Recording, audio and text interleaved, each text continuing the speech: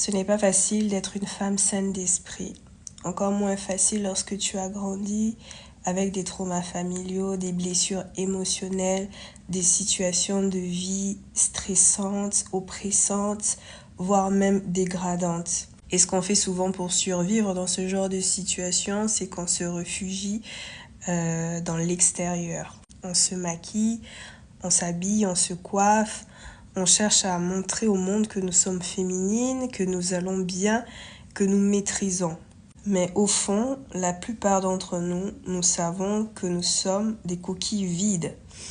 Nous sommes belles de façade, mais nous avons un intérieur brisé. Et c'est là le plus gros du travail. Le travail que beaucoup de femmes ne veulent pas faire parce qu'il est épuisant, il demande beaucoup trop d'énergie et surtout parce qu'il t'oblige à te confronter à tes failles, à tes défauts les plus profonds. C'est chiant, c'est long et surtout c'est ne pas valorisé dans notre société parce qu'on nous apprend à être jolie, présentable, désirable aussi. Mais qui nous apprend à être alignée, à être stable et surtout saine d'esprit? Moi, quand j'ai commencé mon cheminement dans le développement personnel, ça fait maintenant très longues années, j'ai commencé en 2017, j'ai touché à tout.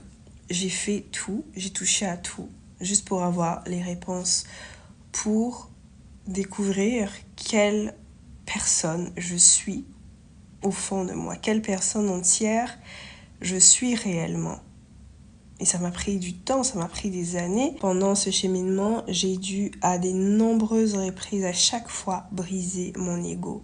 J'ai dû aussi apprendre à dire oui, c'est moi qui avais tort. Accepter mes défauts, m'ouvrir à l'autre, au lieu de m'enfermer dans mes certitudes, accepter mes erreurs.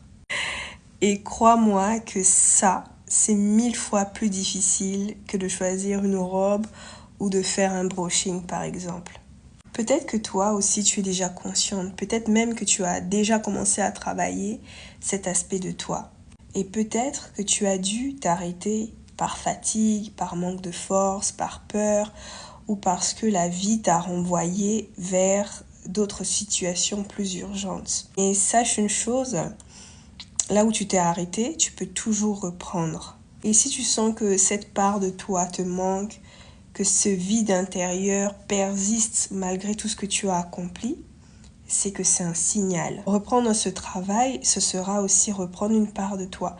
Parce qu'une fois que tu travailles ton intérieur, ton extérieur prend un tout autre sens. Donc ton apparence cesse d'être juste une façade.